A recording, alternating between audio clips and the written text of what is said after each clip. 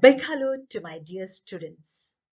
In the previous video on figures of speech part 1, I had discussed some common figures of speech.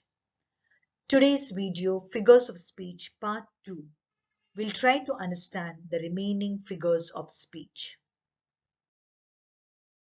Yes, again we'll discuss the definition. A figure of speech is a deviation from the ordinary use of words in order to increase their effectiveness. Now, why is it used? It enhances the beauty of the writing, it brings life to the words used by the writer, adds flavor to the writing, and makes it more enjoyable. In this video, we'll become well versed in the remaining figures of speech. Hyperbole. In hyperbole, a statement is made more emphatic by overstatement. There is exaggeration of an idea. We'll understand it by seeing the examples. Lizzie wept an ocean of tears. This is an overstatement. Yes, hyperbole is used to make something sound much bigger and better than it actually is, or it makes something sound more dramatic.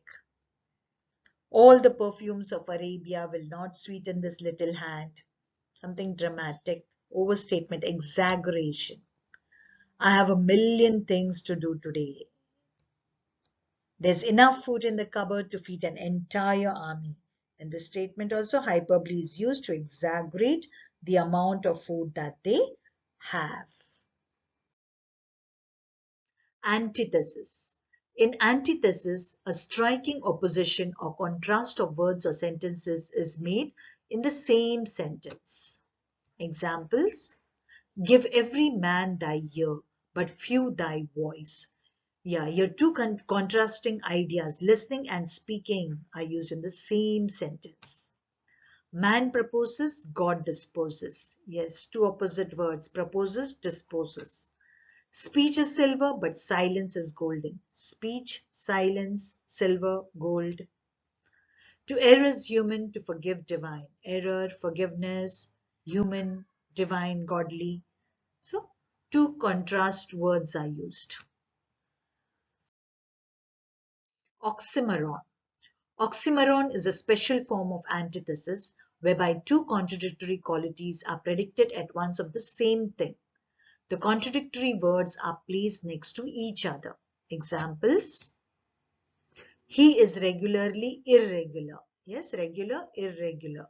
So, two contradictory words placed next to each other and they are speaking of the same thing. She accepted the kind cruelty of the surgeon's knife. Kind, cruel. A small crowd seems to be gathering in the school ground. Small crowd. My cousin and I have always had a love-hate relationship.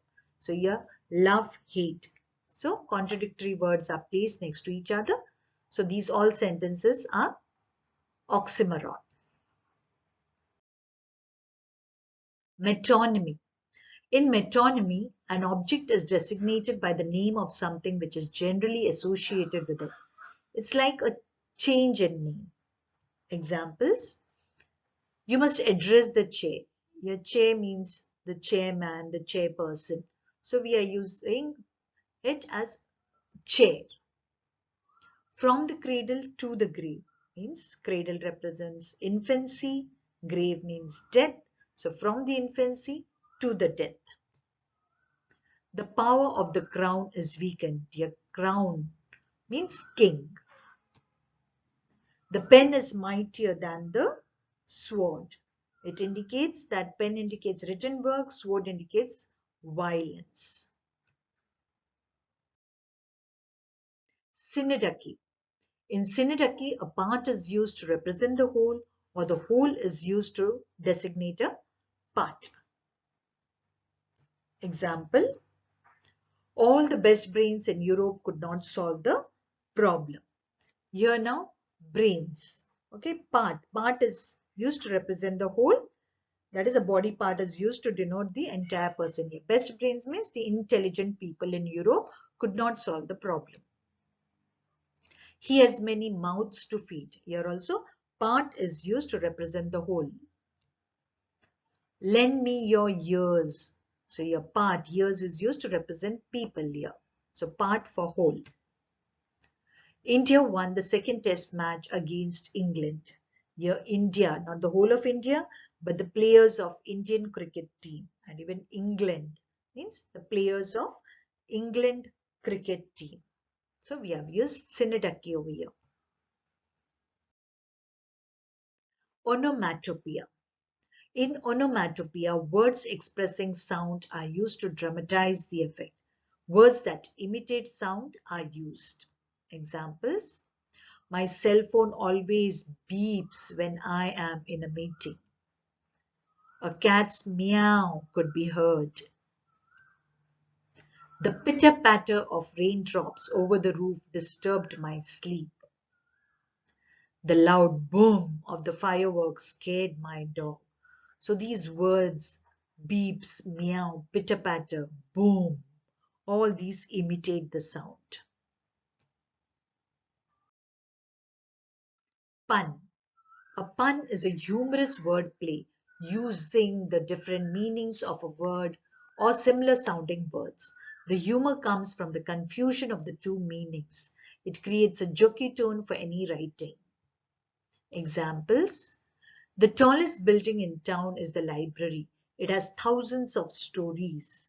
Here, in this, a pun on the difference between stories in books and stories in a building, that is floors in a building.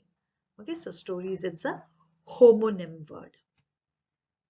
Two silkworms had a race. It ended in a tie. So here, tie. Okay, tie can refer to in a race in which two participants finish the race at the same time. And it also refers to the neckwear that's made of silk. So tie is a homonym.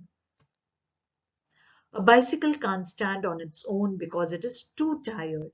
So here also TWO2 and TOO. So homophone is used. So we have two meanings. It's a word play. When nothing is going right, go left. So your right does two meanings. So it's a homonym. And we have used pun in all these four sentences. Euphemism. When a harsh, unpleasant or strong idea is conveyed in mild terms, it is known as euphemism. It consists in the description of a disagreeable thing by an agreeable name. Examples: he has fallen asleep. Yeah, here what I mean is he's dead, but that's an unpleasant way of saying. So it is said in a mild term, he has fallen asleep. I'm going to let you go. Yes, this means you're fired. So it's a very unpleasant way, harsh way. So we say in mild terms, I'm going to let you go. He's a little thin on top. So what we mean is he's losing his hair. It's a harsh way of saying. So we say he's a little thin on top. You are telling me a fairy tale. So here, you are telling me a lie. So instead of using that, I'm using in a mild term. You are telling me a fairy tale. So in all these sentences, we have used the figure of speech, euphemism. Thank you for watching this video. If you like it, please press the like button, share and subscribe to my channel. Happy learning!